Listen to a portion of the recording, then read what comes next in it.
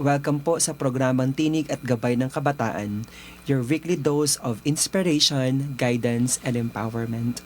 Para sa ating panimula, tayo ay manalangin. Sa ngalan ng Ama at ng Anak at ng Espiritu Santo. Amen. Amen. Ama naming mapagmahal sa lahat, pinupurit pinasasalamatan ka namin sa buhay na iyong bigay.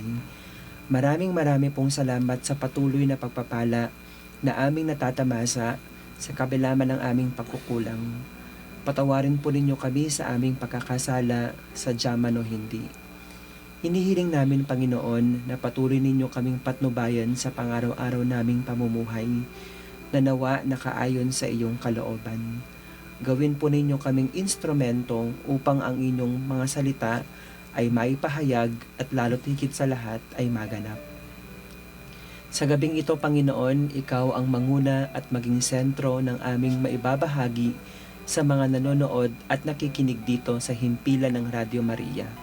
Lalo't higit sa lahat ang aming mga minamahal na kabataan. Bigyan niyo kami ng maalab at mapagkalingang puso sa pang-araw-araw naming pamumuhay. Ang lahat ng ito ay inihiling namin sa matamis na pangalan ni Jesus. Amen. Amen. Sa ngalan ng Ama at ng Anak at ng Espiritu Santo. Amen. Amen. Ayan, alright. So once again po, magandang gabi sa ating lahat. Welcome po sa programang Tinig at Gabay ng Kabataan. Palakpakan naman po dyan. Yay! Magandang gabi, Kuya Kaloy. Yes, of course. Kamusta naman?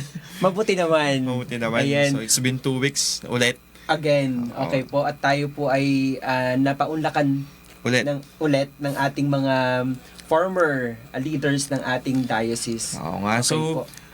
ngayong segment natin or this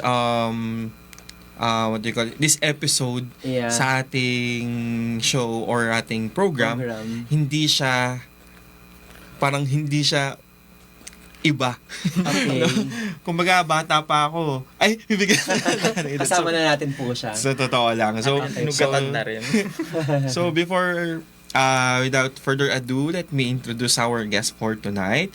So, he's a former parish youth coordinator in the St. Joseph the Patriarch and the former vicariate youth coordinator in the Vicariate of San Nicolas de Tolentino in Capas. So, he is presently the Tarlac chapter coordinator of the Friends of Blessed Carlo Acutis of the National Council of Feast of Blessed Carlo Acutis. So, syempre, hindi naman pwedeng hindi sabihin yung edad. He is 30 years old. Yes. So, may I introduce to you, Kuya Kalakbay, John Brian Pangilinan Capuno. Hello po. Natin.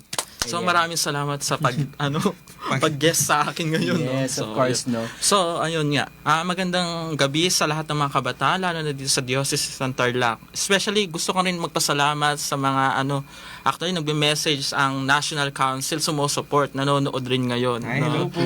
And Tarlac chapter, yun, maraming salamat po. Bishop Dennis, hello po. Ayan. So, na-mention ni Kuya JV, no? Mas kilala si Kuya, Kuya Kuya JV. Yeah, sa ating diocese. So, marami tayong nanonood ngayong gabi, no? Via FB Live ng Radio Maria. And of course, napapakinggan sa 99.7 FM Tarlac, 101.5 FM Cagayan, 102.1 FM Isabela, and of course 95.9 FM Zambales. Ayan. So para sa ating panimula, Kuya Ralph, so you've mentioned a while ago, bata ka pa lang, Totoo. andyan si Kuya JV. So tignan natin, no? Grabe, no? Yung experience baka kasi mahaba. Yes, diba? of course, no. At saka napakaganda nga, Kuya Ralph, no, for about, sabi ko nga, 4 months now that we are airing this program. Napakadami namin natutunan, Kuya JV, no, na we thought na yung start nila ay because of the influence of their parents. Hindi pala, may mga ibang mga talagang accidents. Yeah. Oo. So, tingnan natin ngayon, Kuya Ralph, kung ano naman yung story ni Kuya JB dun sa how he started to be part of the parish youth ministry. Or even, anong inspiration. Yeah. Diba? Yun. So, parang malalaman nyo na edad ko talaga dito. Inugatan na rin ako sa youth. So, yun nga, siguro start muna tayo doon sa year back 2005. Siguro doon yata nahubog yung pagiging youth ministry ko. Hindi ko pa alam na youth ministry yung ina-attend ko. So, kung former diocesan youth coordinator, Brother Just Manalang, yan. Nakita niya ako doon habang, kasi server ako ng Sakapas noon, sa iba. Palakad-lakad, ganun lang yung ano ko. De, uwi, punta ng simbahan, magsaserve. Then, si Kuya Just is, di ko na maalam na diocese coordinator siya that time. Kinausap niya ako, sabi niya, gusto mo sumali? Tapos, sabi ko, sige lang po. Oo lang ako ng oo, nag-yes ako. Then, sabi niya, punta ka ng Santo Niño Parish sa Bamban. Okay. So, actually, kala ko, ano lang yon, simpleng program, ganun-ganon. Then, hindi ko alam pala. So, mag-practice ka ng animation. Tapos, hindi ko maintindihan yung what is animation. No? So, ganun. Hindi nag-practice ako ng animation. Hindi naman ako marunong sumayaw. Matigas pa ako sa kahoy na ganun. Then, suddenly, sabi daw niya, mag-host tayo ng CLYP. Sabi daw niya. CLYP, Central okay. Luzon. Tapos mag-host pala ang Tarlac noon. Year 2005. So, tapos sabi ko, mag-practice kayo, animators kayo. So, hindi ko alam na yung CLYP, yun ang pinaka-first time ko atin ng youth na pinakamalaki. Sabi ko, kala ko lang kasi sa parish event lang na gano'n. Kasi yun ang nakasanayan mo, di ba? Parish event, sa mga server group lang na meeting. Pero yun, doon ko nakilala siguro na ay ganito ba, grabe ang mga kabataan. Ang dami nila, sabi ko. Kala ko kasi, nung that time, kasi bata-bata pa naman ako, kala ko ang CLYP, sa Tarlac lang. So, meron ako nalaman, Iba, Cabanatuan, Balanga, ay buong Region 3 pala, sabi ko. Tapos, isa rin sa pinakamalaking opportunity, nakapagsayo ako nun sa CLYP. Okay. So, yun, nakakatuwa, sabi ko nga. It's my first time. Tapos kala ko hindi na matutuloy yun. Kala ko yun yung end ng pagiging magsaserve ko bilang magsaserve ako bilang sa mga kabataan, no. So hindi pa pala. So doon pala humubog from Central Luzon until this year, until this present, nagsaserve pa rin ako sa kabataan. So yun nga, nakakatawa yun, umabot ako, hindi ko expect na magiging vicariate coordinator ako. Tapos sa isang parish, maging parish youth coordinator ko hanggat nakilala ko kayo. Yun, naging isa na rin ako at inugatan. Yeah, sabi doon nila sa youth ministry. Yun, nakakatuwa. So from the start, siguro yun yung masasabi ko. Pero alam naman natin, nung bata pa tayo, sa mga chapel, doon tayo talaga tayo nahubog na magdasal, Pero siyempre, doon tayo sa mismong humubog ka at nakilala mo ang youth ministry. That's Central Luzon Youth Pilgrimage talaga yung matandaan ko. It's 2005. 2005. Yes. So parang it makes sense talaga, no? So, yun nga, naalala ko pa nga yung yung tema nila. Okay. Sabi ko, natatanging kabataang Kristiyano, naglilingkod at nagbubuklod sa pag-ibig ng Diyos. Di ba? Ayan, so God's Then, doon nabuo yung actually, yun yung theme song natin na Liwanag at Gabay. Okay. So, yun, sinasayo namin. Tribute. Oo nga. So, until now, the CLYP t-shirt, nasa akin pa. Parang piniframe ko yata. So, yung parang ko. So, kaya nga pa nakita ko, ito yung kauna-unahan kong t-shirt na natanggap ko sa simbahan. So, yun na to. Until now, hanggang nakilala ko na kayo. Yun. Then, alam natin, this year, kanya-kanya na tayong ministry, and mission and life.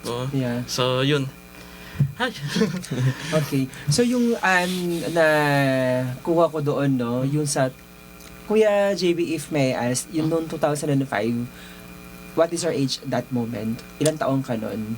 Siguro, pa ako? First year high school. First year high school, mga 13. Oo. Diba, can you imagine, as early, no, as young he is, talagang namulat na tayo dun sa CLYP. Kasi ako noon, for about, siguro, it's been 10 years na nasa ministry ako.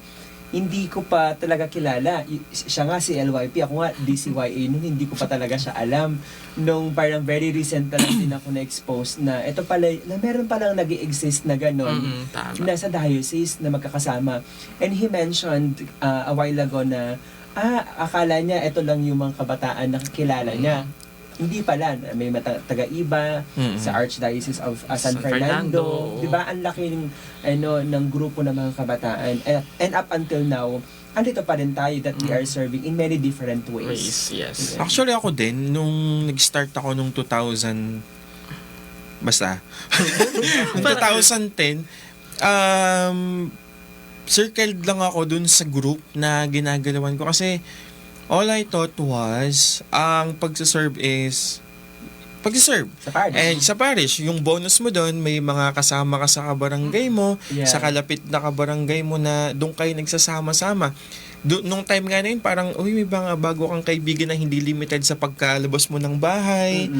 Nandun na, meron sa taga-ibang barangay na magkakasama kayo. Tapos, I think, 2012, yung DYD Bamban, tama ba? Oo, yes. Ayun, yun yung first ko naman na big. Sabi ko, yun yung first time ko na youth event na malaki and I was just 2 years in my service. So, nagulat din ako na it is not limited to what I knew before. So, doon nga mas nakakilala ka. Merong para-pareho kayo ng experiences. Merong iba-iba. Tas humugot siya sa'yo ng lesson. May nahugot ka rin sa kanyang lesson. Yes, And tama.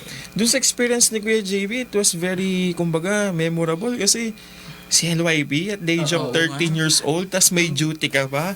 Di ba, na sasayaw ka, tayo yung host. Siguro, dun siguro na, with just one click of God, kung ano yung bibigay niya sa'yo. Kahit hindi mo siya maintindihan, basta tumugon ka. Yun na. Tignan mo, nandito pa rin. Diba? Hindi ba nga ako marunong sumayo that time, pero napasayaw ako, Central Luzon. Because yun.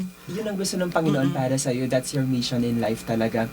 And then you mentioned Kuya Ralph, no, na pwede tayong humugot sa mga kapwa nating kabataan, and at the same time them also to us, no. And Correct. Kuya JB mentioned na one of his mentor, I believe, no, Kuya Jazz, no, our Yes. former diocesan youth Coordinator. coordinator. Kaya we are very blessed na nakakakilala tayo ng mga ganong tao na up until now that we look up into them. And right now, for those who much younger to us, they are the ones who look up into us naman. Parang ganon. Kaya ang napakaganda nung transcending na ginagawa ng simbahan, no? Kaya nga parang kailanman hindi mamamatay yung organizations or yung passion ng mga kabataan towards serving God. Kasi yung pinaka naaalala ko din nung team building ng mga bago, parang youth are the channel of blessings and the channel will never stop. Yes. Diba? Or it's a chain, it's a circle. Oo, It's spiral, no? continuous, no? Ayun, Alpha and Omega, no? O, yun. Tapos that time naman, no, after the CLYP, yun, year 2012. So, alam na natin yung youth. Kasi that time kasi, Youth Big Day pa yung tawag. It's not a diocesan Youth Day. Oh. So, ganun. Nabutan yun. YBD. Oo, YBD pa nung tawag noon. So, one day lang yun ginagawa. Pero nag-i-enjoy kasi, alam mo yung bilang kabataan, sasakay ko ng truck ng lalagyan ng baboy, basura.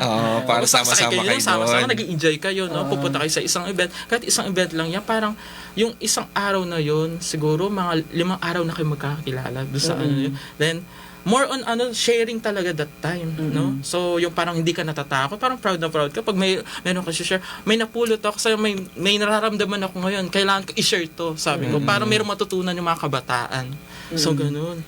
Na kung saan, yun nga din ang gusto natin ngayon iparating sa mga nanonood at nakikinig, na there's someone, kasi right now, they thought na wala silang makausap. Oo. Because right now, there are a lot of families that are broken. Yes. No, they are engaged or parang they came from a broken family. Yun ang gusto nating iparating, na maraming mga kabataan na willing to listen and willing to learn from them. Kasi marami tayong makukuha sa kanila yung mga kabataan na meron tayo ngayon. Ayun. Yung kala mo, ikaw lang yung may hugot nun. Pero pati siya, pero in different ways lang. No? Oo.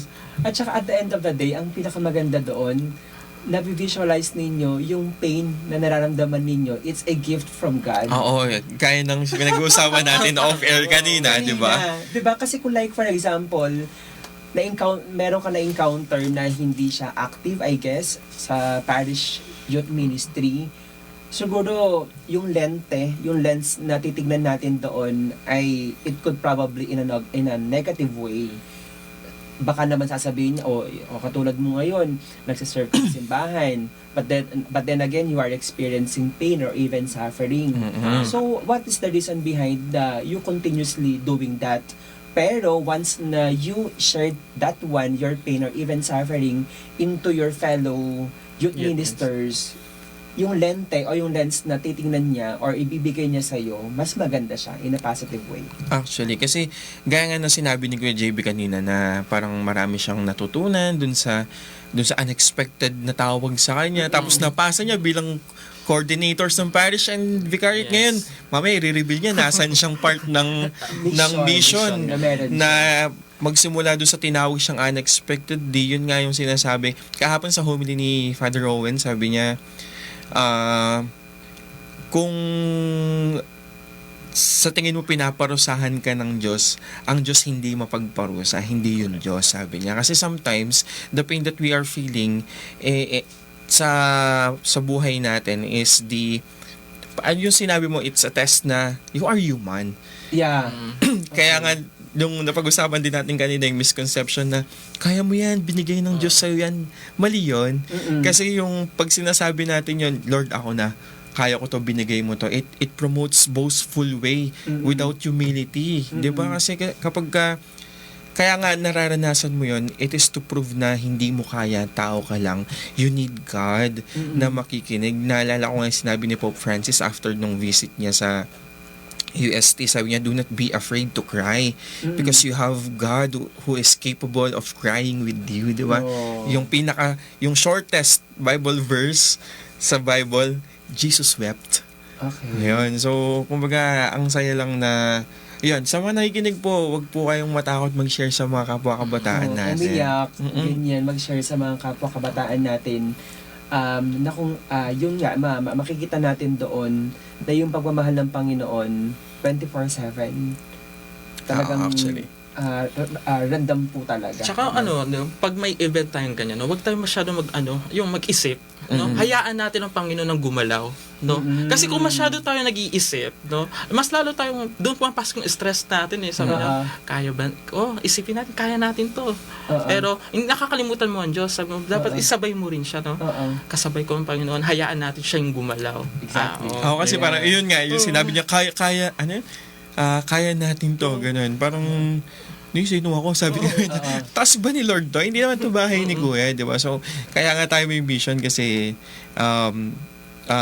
pinapalaganap natin yung tunay na words and deeds ni God na we follow Christ, and yung pag-follow natin Christ, it's not holy, it's not perfect, but we are trying to be holy kasi we are carrying our own crosses. Di ba? Like nung nagka-problema ako, no? So, share ko lang. No? Okay, go, So, sure.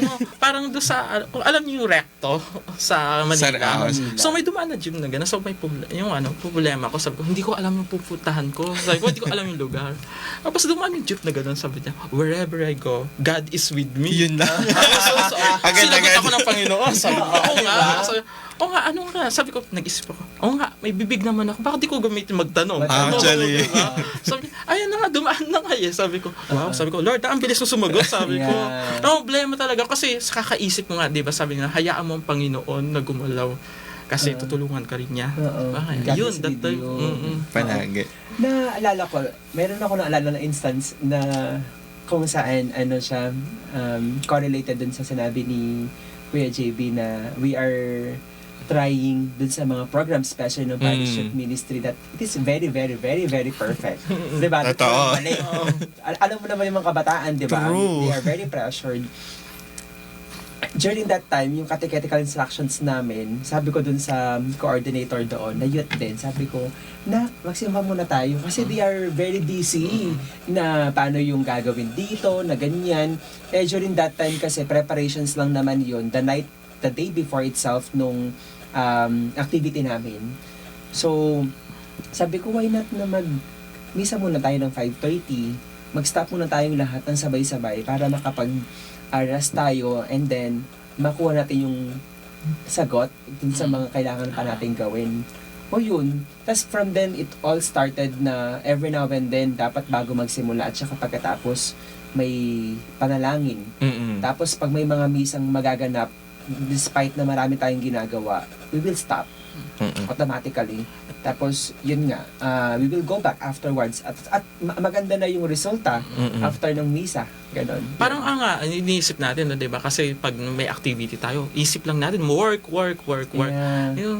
Pero naalala ko nga, sabi mo nga, no?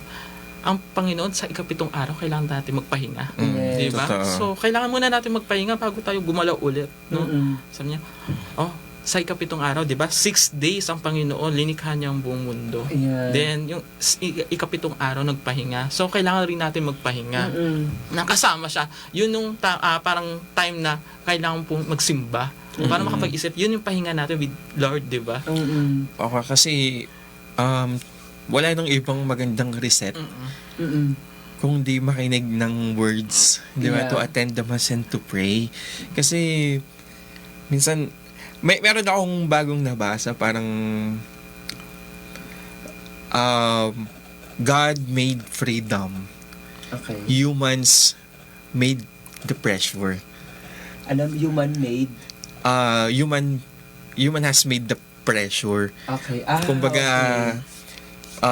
God gave God created this world for us to be free, Yeah. ganyan, and all To of enjoy.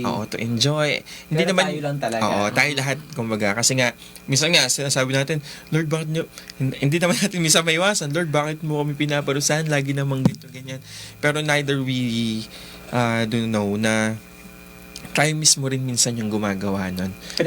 Pinipressure natin yung Na hindi sarili naman kailangan. natin. Ay, hindi naman kailangan. Oo. We are, parang lacking when it comes to listening. Aminin natin, kaya Oo. tayo minsan nape-pressure kasi gusto natin magaling tayo, maganda yung program, Yung gusto natin. smooth, gano'n. Ganito Yun yung gusto natin. nabivisualize na natin, ganito dapat yung mangyari. Oo, kaya Ito na yun, pag hindi na-achieve, para tayong failure. Mm-mm. Di ba? Kasi pinipressure natin yung sarili natin. Oo. Meron nang nakabanggit sa akin ng isang kabataan din, the moment na meron tayong ginagawa sa buhay natin, we will surrender everything to God. Oo. Para whatever reasons or whatever the results is, mas Oo. magaan siya. Siya.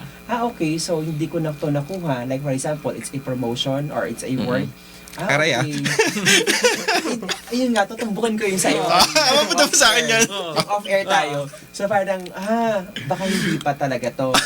Tama. Tama. Ngayon, I like you said a while ago, during our off-air, na, Conversation. Lord, ikaw nang bahala. Kasi ang dami kong gustong gawin sa buhay ko. I have many plans.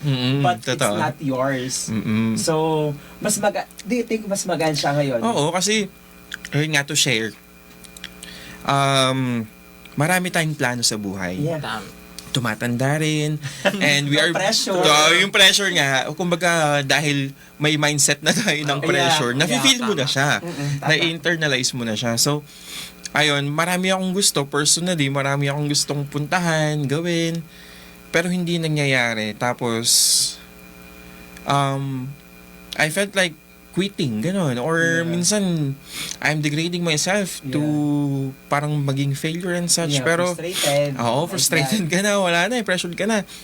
Tapos yun, one time nga, gaya nung kanina, bago ako matulog kasi it bothers me, wala na akong ibang prayer kundi, Lord, wag na yung gusto ko. Yeah. Para sa sarili ko, yung gusto mo na lang para sa akin. Oo. Pero dalhin mo ako dun sa makikilala ka ng mga taong pagsisilbihan ko, as well as ginagawa ko yung gusto kong gawin. Ayun, pagkagising ko, parang 10 hours after, dumating yung opportunity. Yeah. Yan. Kasi doon ko natutunan na pag may lumagpas bang bus sa'yo, kahit walang sakay, hindi ka hinintuan, uuwi ka na lang. Hindi. Gusto mo pa rin puntahan doon, pero may bus na para sa'yo. Di ba? So, hintayin mo lang talaga yung... Yun. Yung Parang not your will. But him. His oo. ways naman talaga eh. Nakaplano na kasi, di ba? Sabi nga natin kanina, hayaan natin yung Panginoon gumalaw. Kaya darating tayo sa point na dati ang dami nating hiling sa Diyos. No? Totoo. Lord, sana maging ganyan ako. Lord, sana ma-achieve ko yung mga ganun. Pero hindi man nangyayari. Kaya yung ginawa ko na lang, pag nagdarasal ako, wala na masyadong mahaba. Lord, ikaw nang bahala bukas. Exactly. Totoo. Ganun na. Ako din, dati mga ganun, nakaspecify kung anong gagawin, ganyan. Para tayong may listahan na bibilin. Parang ang tagal-tagal natin magdasal. Tapos parang na-realize mo that, Lord, ikaw nang bahala. Pero ang ganda, smooth. No? Yeah. Yung mga hindi mo in-expect, yun yung nangyayari. And you are enjoying it. At saka yung inner peace, I guess, yung peace of mind, andun siya. No? Oo. Kaya ang ganda nung nabasa mo nga, na parang ang Panginoon, binigay sa atin yung freedom, Oo. yung enjoyment, lahat binigay naman niya eh. tayo lang kasi yung lente nga natin, yung perspective natin, doon tayo nakakatalo. Oo. O yun, hindi Kasi- tayo marunong makinig. Oh, lalo na kasi sa generation natin ngayon, it always comes up with mindsetting ng buhay. So, yun nga, dun sa lente kanina, parang sabi nila parang if your life is quite blurry, parang adjust your focus. Yeah. Baka hindi ka para kasi dun sa scenery na yon. So, hanapin mo siya. Ang ganda nun, yung Oo. dun sa blurry nga, no? Oo. At saka kasi ang nangyayari kasi sa atin, maganda rin dun sa lente na sinasabi natin kanina, yung lente mo ay iba dun sa lente ng iba. Oo, Tama. totoo. Ayun. totoo yan. Minsan kasi akala natin, like for example, ako, no, right now, in demand yung mga nurses, no, Mm-mm. I always kept on seeing the lens of others. Oo. Na akala ko, I thought, ganun din yung Ganun sa sa'yo, akin. Parang ganun. No, parang, andun na sila, they are very rich already, they are aiming everything that they want. They Yes. can buy whatever they want. Parang ganun. And now, looking back, iniisip kong ganyan, I do not know if I already said this one of our program or episode, na success for me right now, it's not anymore the materials na, at saka yung gusto ko talaga. And success for me now, the things that I am serving the Lord, despite of, I am very busy. Fulfillment na lang. Yeah. And I am taking care of my mother, even my family as well.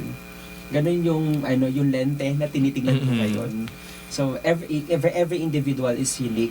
So, lahat tayo ay merong mission sa life. Totoo yan. So, dapat mag-focus tayo kung ano yung gusto at nararapat ibigay sa atin ng Panginoon. Tsaka parang Amen. gusto ko ipasok rin yung parang rule ni Blessed Carlo Acutis, no? Okay. Ang napakaganda. Kasi actually yung nabasa ko siya paulit-ulit, no? Nabasa ko yun, sabi daw niya, isipin mo paano ka makakalapit sa Diyos.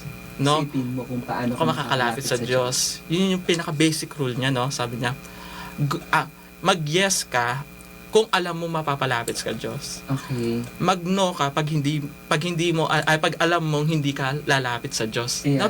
Sabi ko, Sobrang no? dali nung Sabi ko, rule, oo nga, no? Pero Blessed ang ganda, Carlo. very basic. Oo, sabi ko, yun ang iisipin mo. Kung gagawin mo to, maglilinis ka ng bahay. Ito ba, makakalapit ba to sa Diyos? Oo, hindi. Pag alam mo makakalapit, yes, o di gawin. Parang sabi ko, ang galing, no? Sabi ko, yun lang yung tanong. Tapos masasagot mo na agad yung question na iniisip mo. Sabi ko, Kuya Carlo, ang dami mong Sabi ko, at your age, na ano niya yun? 7 years old, nasabi niya yun, no? Yun yung golden rule, basic rule lang niya. Sabi ko, ako ang dami kong sinusulat na rule sa planner, no? Ito, dapat mangyari. Ito. Pero sa kanya, yung pagkabasa ko bilang, kabataan rin, no? Sabi daw, napakadali. Isipin mo lang kung makakalapit to sa Diyos, di gawin mo. Pag hindi ito nakakalapit sa Diyos, wag mong Wag gawin. gawin. Di ba? Yung parang Basic. papuri. I'm not sure, one of our Saint Catherine of Alexandria, if I'm not mistaken siguro, na, like for example, naglilinis ka, siguro maybe some of you or of us siguro parang very, very basic siya. Pero the moment na binigay mo at inalay mo yung sa Panginoon, yung paglilinis, pamamalansya, or kahit yung mga very basic, it's already, you are, talaga, praising God. Yes, No? correct. And you are following the footsteps of God. Parang yan parang iniisip natin kung yung actions, words, and decisions natin will glorify Yes. the Lord. Di ba? Mm-mm. Kasi minsan, it's our personal satisfaction na, uy, ang galing. Tapos, syempre, maano ka sa sarili mo. Pero hindi mo alam kung ginawa mo yun purely kasi inaalim siya sa Panginoon or ginawa mo yun kasi gusto mo lang. Di Or ba? makita lang ng mga Yan. Makitang tao, that's the Makitang correct tao. term. Okay. At saka napakaganda ng ganyang rule somehow na lagi natin siyang tinitignan para sa ganon. Like for example, may mga pagkakataon kasi na kahit alam mong tama ka, tapos talagang yung katrabaho mo or yung classmate mo or kahit sino man, talagang ibubus ka niya na para awayin mo siya or something like that. Provoke Pero kung na. i-provoke ka niya, pero kung sa tingin mong, kapag ba inaway ko siya, ito ba yung magpapapuri sa Panginoon? Parang ganun, despite na alam mong tama ka. Why not na it's better to be good than to be right? Oo, totoo yun. Ayun. Lagi yung sinasabi na better to be good than to be right. Hindi lahat ng tama is mabuti. Di ba? Pwede mag-step up ka, ay step backward, tapos isipin mo, sige, pagbibigyan mo na lang kasi alam mo naman na kung ano yung totoo. Totoo. Okay. Kaya napakaganda ng basic rule niya, no? Mm-mm. Parang, mag-question ka sa sarili mo, ito ba? Tama ba to o hindi? Kasi yung tayo lang kasi sa isip natin, no? Tama ba to o hindi? Pero kapag lalagyan mo na, ito ba, makakalapit ba to sa Diyos? Kasi sinama mo na ang Panginoon doon sa gawa mo, no? Sabi ko, no? Sabi ko, tama to. Kasi mapakakalapit ito sa Diyos. Tumulong ka sa tao. Diba? Very genuine Oo. yung pagtulong. Kasi baka naman kasi Oo. for the sake of Oo. Ikaw na naman. Ikaw na naman. Self media. lang. Mga ganun lang. It could possible. Diba? Ang dami natin. Other than that, meron pa bang mga rule ang Carlo Acutis? Yes. That's a very basic. Yun yung pinaka-basic role Okay. niya sa There are niya. some also. Mamaya natin babanggitin. So, Okay, sige. Diba? Ang dami natin pag-usapan. First question pa lang yun. Now, we are JB, no? For about, siguro kung 2005, 10, 15, 20. Talagang 20 years. 2 decades. No, what is the most unforgettable na experience mo, kuya, na hindi mo makakalimutan bilang miyembro or as a youth ministers of your parish or even vicariate? siguro hindi ko yung memorable na yun na hindi na naging vicariate coordinator ako na hindi ko expect. Kasi during that time, so sa vicariate namin talagang year nila Kuya Just noon is talagang walang youth, no? Merong youth pero hindi active kasi 'di ba yung once na nakapasok na sa diocesan meron pa lang ganitong parish youth kailangan pa lang makipag-coordinate yung mga parish youth coordinator, tama. 'di ba? Ito pala, meron pala tayong head sa diocese. Kailangan natin nakikipag-coordinate. Meron pala sila mga team building or leadership training na kailangan ibaba rin sa mga parish. So, doon natin realize, sabi ko, sabi ko, siguro malabo ako maging vicariate coordinator kasi napakabata ko pa, no? Tapos hindi ko alam, di ba? Yun nga na-realize ko, no? Sabi ko, hayaan na natin, no? Bahala na si Lord. Yun pa ako, no? Maliit pa ako, no? So, during that time, tumanda, umabot na doon sa point na inugatan na rin nga. So doon ko, ay, Lord, sabi ko, nung una, sabi ko, talagang, hindi, parang inisip ko, hindi ako magiging vicariate coordinator. Pero ngayon, vicariate coordinator na ako. Ilang years rin nag-serve ako sa vicariate. At natuwa ako, sabi ko nga, that time, di ba, yung election natin, kung sino magiging diocesan coordinator. Kasi isang role ko talaga that time na, hindi ako magiging officer ng diocesan council hangga't hindi ko nagiging okay ang vicariate namin. So yung naging okay naman siya. So nabuo na namin, 'di ba? So kami pa that time pinakamarami, we are 13 parish, no? Tapos nahati na sa sa bagong vicariate. So yun, mas na-handle kasi dulo to dulo yung paglalakbay namin noon eh. Kasi that time, student pa tayo, no? So, ang hirap nung pupuntahan natin yung isang parokya na kumustahan lang yung mga kabataan. Kasi, alam natin, nung mission natin is sa parish lang, di ba? Yung sa parish lang. Pag sa parish nagawa mo na to, it's okay. Hindi pala, once na you are the vicariate coordinator, iniisip mo lahat ng buong nasasakupan mo, kailangan, kumustahan natin yung taga-patlink. Yun yung pinakadulo namin, no? Kumusta ka na dyan? Ganun. Kaya, kailangan mo puntahan, parang, ba yun? Di naman mission mo sa buhay na pero gusto mong gawin na kasama ang Panginoon. Naglilingkod ka with the youth at saka sa Panginoon, no? Kasi mahirap kasi iniisip mo lang, 'di ba? Sa panahon kasi parang iniisip mo maglilingkod ka lang sa kabataan to be famous.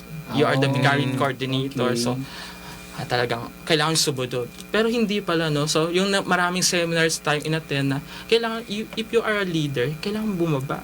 No? Tumingin ka. Hindi yung mga kabataan sa baba ang mag-a-adjust. Dapat ikaw mismo yung nag-a-adjust. Kasi ikaw naranasan mo na yun eh.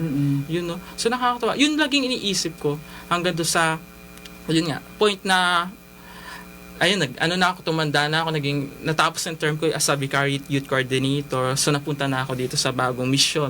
Yan, sabi nga natin, mission. So, hindi ko expect to. Pero, naglaking pasasalamat ko do. Kasi hindi ko expect na, after kong maglingkod sa kabataan dito sa diocese natin, is meron pala ako patutunguhan. Kala ko kasi after that, yun nga, iniisip natin, mag-Eucharistic na tayo, lectors commentator, mga ganun. Magpo-focus na tayo sa isang parish. Pero ang galing ng Panginoon, no, sabi ko, yung during that time, 'di ba, pilgrimage, yung iniikot natin si Kuya Carlo. Ayan. So pinapakilala, no? So papasok na agad do. So yun nga, parang ko, may parang healing kasi ako kay Kuya Carlo that time kasi sabi ko, mayroon akong isang healing pero ayaw ko munang banggitin. Yeah. So yun, isang confidential. Na bigla niyang siguro 3 beses na kasama ko siyang umikot sa Vicariate, binigay niya agad. Okay. Sabi ko, natuwa ako. Kaya sabi ko, Kuya Carlo, lahat ng pupunta mong Paris sa Vicariate namin, nandoon ako, sabi ko. Kaya pinuntahan ko siya. Then once na siguro nakitaan ako sa National Council ng Friends of Carlo, ito pwede to, sabi doon niya. So kinontak ako. Talagang hinanap ako. Kasi yung isang group kasi, yung isang leader kasi, taga-Aringin, yung isang National Council. Hindi niya ako kilala. So hinanap talaga ako. Then that time, nagkakilala kami. Pero yung minsan, kausap ko pala sa FB, yun na po yung President ng National Council. So, pero hindi ko pa rin So, yun nakilala. So, that time, kinausap ako. Sabi niya, pasok ka dito. So, pumasok ako. Then, doon ko nakilala mismo si Kuya Carlo, no? So, yun nga. Sabi ko, after ko di sa diocese, parang, Lord, kala ko, dito lang ako sa diocese. Ngayon, nasa national na ako. Sabi ko, tapos, hindi lang to bigat rin pala, no? Sabi ko, ang diocese mabigat na. Tapos parang pag nasa national, lalong bumigat, sabi ko. Pero sabi nga natin, hayaan mo ang Panginoon, lagi ko iniisip, hayaan mo ang Panginoon gumalaw. Tsaka, Lord, siyempre, for the province tayo, Lubaki, di ba? Tapos yun, nakikipag-meeting na ako sa Manila, sa gano'n, pupunta, biyahe-biyahe na. Kahit hindi ko alam, basta't lagi ko sinasabi, Lord, ikaw nang bahala sa akin. Yun. So, naatan ko. Hanggat ngayon, nandito na po ako sa Blessed Friends of Carlo Acutis at kailangan ko ipakilala, no? So nakakatuwa lang kasi, no? So siya yung pinakabatang bata, no? I mean millennial youth na tas patron pa siya ng internet. So ginamit niya yung technology sa mabuting paraan. Yeah. So kasi 'di ba sa panahon ngayon ang technology parang nagiging source na ng in a negative way. So ngayon dahil yung pagpasok niya, kailangan natin gamitin pala sa wasto ang Kasi siya lang naggamit siya sa wasto. Paano pa kaya tayo? 'Di ba? Napakaganda nung niya. So kung babasahin mo, no? At the age na 7 years old, ganun na yung pananaw niya, no? So, pananaw niya na kailangan makilala niya ang Panginoon, no? So, yun nga. At the age of 7 years old, natanggap na niya yung first communion niya. Then, both parents niya, no? Both parents niya ay hindi naman active sa simbahan. Kundi tawag ko kasi sa kanya, Kuya Carlo, Si Kuya Carlo, na siya lang nagpuwersa sa yung buong family niya na pumasok sa simbahan. Kaya naging active yung pamilya na unti-unti, no? Tapos yun nga yung sinabi ko nga, yung at the age of 7 years old, yung parang na-realization niya. Ito ba, nakakalapit ba sa Diyos yung gagawin ko? Tapos, kung hindi, wag mong gawin, di ba? Napakaganda. At the age of 7 years old, ako hindi ko pa may isip yun. So, parang doon sa stage ng 7 years old na yun, gusto mo lang matutunan yung basic prayer, ganun. Pero siya yung nakakamangha, no? Tapos yun nga, after that, so dumating the time na 11 years old siya, inisip na niya, no paano siya makakapagbahagi ng mabuting balita, no? Through internet. Okay. So, yun, gumawa siya ng website. So, 136 Eucharistic Miracle, pinasok niya doon. So, kung titingnan natin yung website niya, no, ang dami nating matututunan sa kanya. So, doon sa website niya, nandoon yung may Marian Apparition. So, mababasa mo rin doon na papasok rin si Apo Bakit doon sa niya, website niya, no. Talagang yung iba ang pinuntahan niya yung mga Eucharistic Miracle. Tapos yung iba through search na lang, sarang ginamit niya, no. So nakakatawa. Yun nga lang, at the age of 15 years old, no. Kasi during that time, kala nila flu lang yung sakit niya, no. So yung mga parents niya, flu lang, sabi niya. Dahil hindi siya gumagaling, dinala nila sa hospital. Tapos pagdala nila sa hospital, nalaman na nilang sakit niya, leukemia. Leukemia. Pero yung suffering niya daw na nararamdaman niya, inoffer pa rin niya sa Panginoon. No? Yeah. Until that. Kaya yun yung ginawa niya. na sabi niya, that's the least thing that he can do to spread the gospel of God through internet. Pero that's the best way, that's the best he did. Kasi, look at him now, di ba? So, yung memorable ni Kuya is yung in-expect na maging leader siya, pero saan siya napunta? Mas nakilala pa niya deeper yung faith. So, no? It's okay na... Nakakatawa nga isang share ko doon sa words niya, no? Actually, nakasulat siya lagi sa phone ko. Diba? Sabi daw niya, our goal must be the infinite and not to finite. The infinity is our homeland. We are always expected in heaven. Diba? Kasi napakita, kailangan isipin natin, no? Na parang gusto pinopoint niya, no?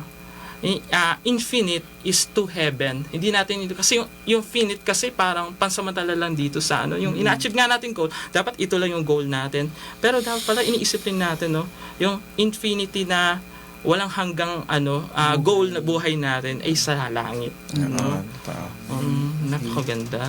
Oo. Ang dami. Ang dami nating hihimayin, no, sa mga sinabi ni Kuya JP. Unang-una sa lahat, yun dun sa experience natin sa parish youth ministry na as a youth minister back then, and of course as a vicariate youth coordinator. For sure, hindi mo naman ito ginusto yung meron kang ngayon na dun sa organization na meron tayo or sa community.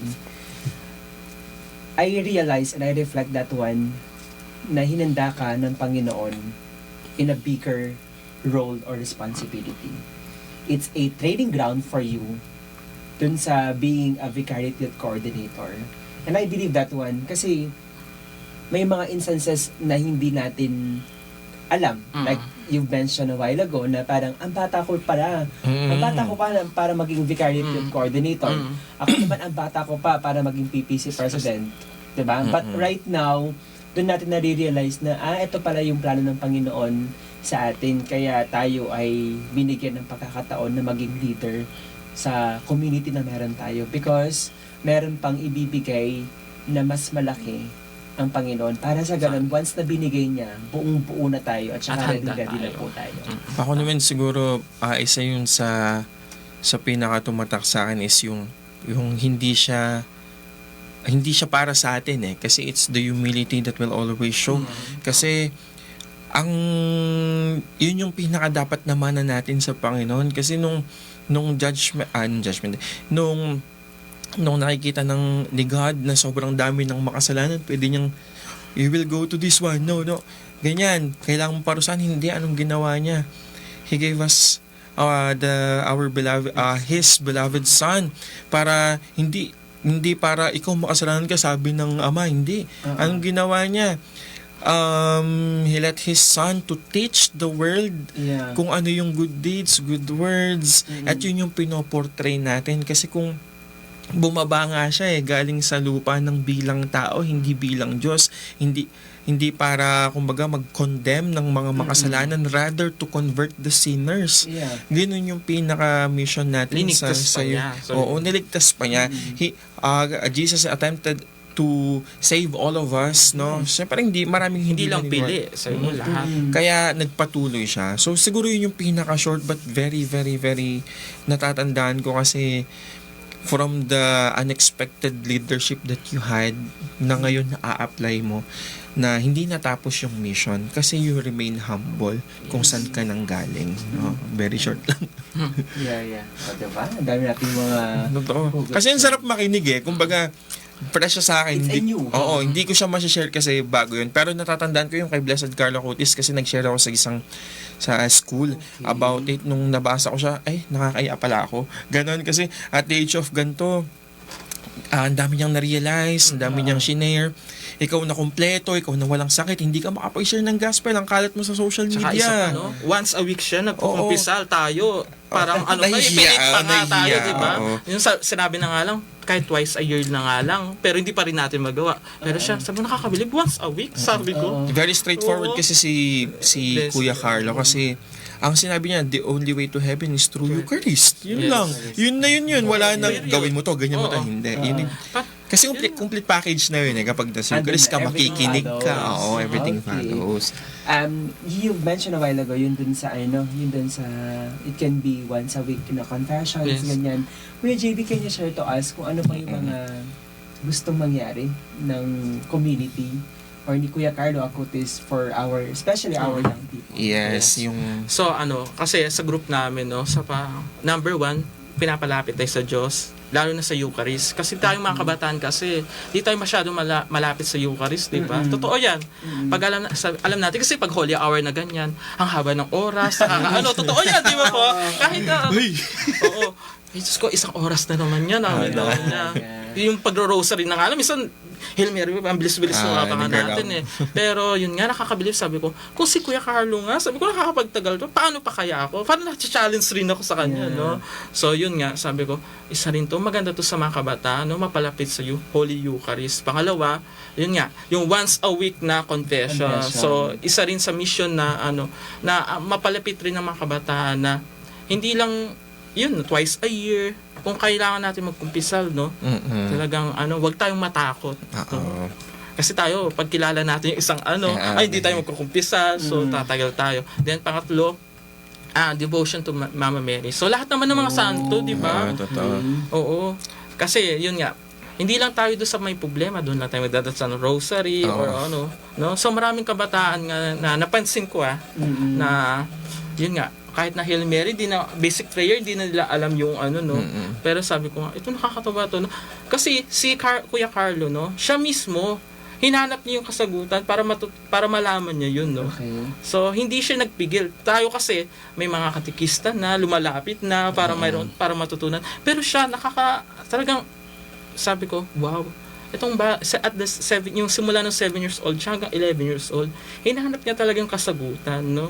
Tapos napalapit niya at gumawa pa siya ng way para mas mapalapit pa yung mga kabataan at mga tao sa Panginoon through website, no? Yeah. So, napakasabi ko, ang galing ng batang to, sabi ko. So, yun nga, parang yung devotion ko sa kanya, sabi ko, pag nagdasal Kuya Carlo, ikaw nang bahala, no? Sabi ko, kamukha kanina talaga. So, parang, ikwento ko lang, no? So, yung nagbabiyahe talaga. Kala ko hindi ako aabot dito. So, di ba? Pa-traffic, gano'n. Nagdadasal ako ganyan. Kuya Carlo, ikaw nang bahala sa akin. Lord, ikaw na rin bahala po sa akin. Bawat simbahan, no? Naalala ko siya. Aabot kaya ako? Sabi ko, nakakahiya naman, sabi ko. First time ako nag-guest, tapos late pa ako, sabi ko, gano'n. Pero alam mo, gumawa ng way talaga ang Panginoon. Di ba? 6:47 na dito na ako. Sabi ko, kala ko malilate ako, pero nakakatawa. It will always make a way kapag pinagdarasal natin. Speaking dun sa mga realizations mo, Kuya, about kay Kuya Carlo, anything that you want to, kumbaga, promote sa mga kabataan natin to have a devotion and mga advices mo para sa kanila? Yun nga, ito po, actually bubuo na po kami ng Tarlac chapter. So ito, hindi lang naman po para to sa mga kabataan, kundi sa mga former youth rin na may asawa na, couple, na gusto mag-devote kay Nicolas tuloy, kay Kuya Carlo. So, yun nga. Siguro, mag-a-announce rin kami, mag-open rin kami ng page ni Kuya Carlo na gusto niyo po sumali sa group po namin sa Tarlac chapter po na Blessed Friends of Blessed Carlo, at may mga orientation to, no, hindi kakaiba sa yun nga, pagkakaiba lang natin from the youth minister, no, na mag-attend tayo sa mga ito parang devotion talaga, no, na yun nga, 'di ba, tayo kasi pag bilang isang kabataan, parang wag muna tayo pumasok sa Eucharistic, parang pang matanda lang yan, no. Parang sabi ko, wow, isang way ito kay Kuya Carlo, no, hindi lang pang matanda, pero pasok sa sa age ko na ay, pwede pa ako mag-serve dito, sabi ko. At mapapalapit pa ako sa Diyos, no? So, nakakatuwa. So, yun nga, actually, ongoing pa rin yung formation. Okay. So, yun nga, soon, pag nabuo na rin yung Tarlac chapter, marami rin kayo may i-share sa mga fellow youth natin, no? Pero, syempre, ang unang priority namin is devotion, no? With devotion kay Kuya Carlo. Marian, kay Mama Mary, devotion, recite the Holy Rosary, confession, and the Holy Mass. Yun yung importante. Alam natin, is the highest of form of prayer is the the Mass. Mass. So, at doon rin tayo nakakapagpahinga at kasama natin ang Panginoon. So, nakakatawa. So, yun. Soon, magtatayo. Apo. Pero, pwede rin kayo sumali. Oo naman. Ayan. So, can you imagine? It's already 7:57. Oo, ang bilis, ang bilis. Ang bilis, no? Ayun, we are looking forward for the Friends of Oo. Carlo Carlo. Acutis, Yes. no? Yun dun sa Tarlac chapter na meron tayo. So, we are hoping and praying, of course. Yes. Sama niyo po kami sa dasal. Oo Yes, of naman. course, no? Para ma-establish natin dito sa Tarlac, no? Dun sa Diocese of Tarlac, yun dun sa hinahangad natin para it will transcend more dun sa mga kabataan po natin. To become an inspiration. Yes, of course. To become holy. Oo. In many different ways. Ways. No? Kahit very simple lang. Totoo. Lagi natin babalikan na ito bang ginawa ko ay nakaayon Ayon para ba sa sa Panginoon. Oo. Lagi. Totoo. Yun. Lagi. Balik tayo lagi doon. Okay, o sige. So as we end our program for tonight, Kuya JB, you have something to share to us, like for example, a quote, Or a Bible quote, verse. or Ayun. verse, or anything. So, isang lang, yung gusto kong yung kay Kuya Carlo, yung sinabi niya, to always be close to Jesus. That's my life plan. Napakasimple. That's my lifeline. Okay. No? Always, parang, kailangan mo palapit sa Diyos. Pag malapit ka sa Diyos, parang, lahat ng bagay magaan. Yeah. Diba? Oh. Napakaganda. Simple lang. Yeah. Sobrang straightforward ni Kuya Carlo. soon to be saint, no? Oh, yes, yun nga. Pray natin Oo. din yun. Oo. So, napakabilis ng niya, canonization sa April 27 na. Yun, no? Oo, April 27 po. Yes. Yun nga po, inaanyayahan po Sige, namin go. kayo. Yan, sasabihin, sa April 27 po, partnership sa Manila Cathedral. Yun, sa Manila Cathedral. During the April canonization of Blessed Carlo in Vatican po, magkakaroon po ng programa po ang Friends of Blessed Carlo at saka Manila Cathedral po, partnership po. At the same time po, ano ba yun? Magpapasalamat kami kay sa aming director director, our spiritual director, Father Ponce po, hi po. So, kanina kasi pinapashoutout. Father Ponce. Yes, our spiritual director. Then, Kuya Husky, our president, and Brother Denzel Aquino, our chairman. Yun. Siyempre, ang council po ng Tarlac chapter, sila Kuya Vince, Ate Candy, sila Cha, sila Sir Rob, hello po. Then, ano pa ba? Si Mark Cis, ayan, hello po. Then, the St. Nicholas de Tolentino Parishioner. Maraming salamat. Alam ko nanonood sila ngayon eh. Oo nga, ang dami ata nagko-comment sa atin ngayon via live sa ating Facebook po, no? Ayan, so maraming pong salamat sa patuloy na suporta na binibigay po dito sa ating programang Tinig at Gabay ng Kabataan. Opo, naway ma-share po natin na every second and fourth Monday ng buwan, meron po tayong program about sa kabataan, and it will not be limited para sa mga kabataan na maano yung edad, pero yung mga kwento ng mga farmers, Yeah. may mga bagong communities. Baka soon naman na and mag-guest ako such. about na puro kay Kuya Carlo. Ayan. Ah, may Oh, kasama na. May kasama na ako. No? JB, Ayan, ayan so, po, thank no? you. Sobrang blessed ng Yeah. gabi natin, no? Can you imagine? Parang ang bilis-bilis nga, Kuya Ralph, whenever we had the conversations. Oo nga. Kuya pa, yung pagmat, ganyan. Ay, ano na pala? Oh, bilis na wala. Totoo nga yung Oo. sinasabi mo, kulang pa nga. Yeah. Ako lang, di ba? Sige po, once na we establish already the Tarlac chapter for the Friends of Blessed Carlo Acutis, and then we will gonna invite you once Yes. again. Thank you so much po, Thank you Kuya for, Kaloy. And once again, Kuya Kuya JB, thank you very Yes. much. Nice seeing you so again, much. Kuya. Ayun po, nice meeting you again. So, para sa ating ending po, para sa ating programa, tayo po ay manalangin. Sa ngalan ng Ama at ng Anak at ng Espiritu Santo. Amen. Sa aming pagtatapos, Panginoon, maraming salamat po sa pagpapala at patnubay. Nawa, Panginoon, ang aming mga napag-usapan ngayong gabi ay maging daluyan ng iyong pagmamahal sa bawat isa. Panginoon, patuloy po ninyo kaming gabayan, lalo't higit sa lahat ang aming mga kabataan, na maisabuhay ang iyong salita at patuloy silang maging instrumento at kasangkapan para sa iyong kadakilaan. Ang lahat ng ito ay hinihiling namin sa matamis na pangalan ni Jesus. Amen. Amen. Sa ngalan ng Ama at ng Anak at ng Espiritu Santo. Amen. Thank you very much, Kuya Thank you JP. so much Thank you po. po sa lahat. Bye. Have a great week ahead po.